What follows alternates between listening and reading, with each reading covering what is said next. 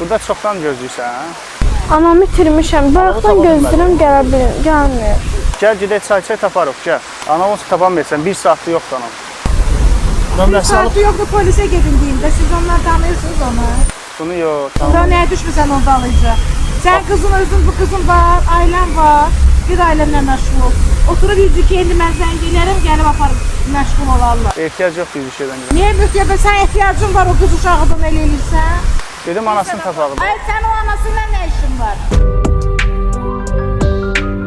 Anasını tapaq da. Mən deyirəm gedək, otur mənə inanmır da.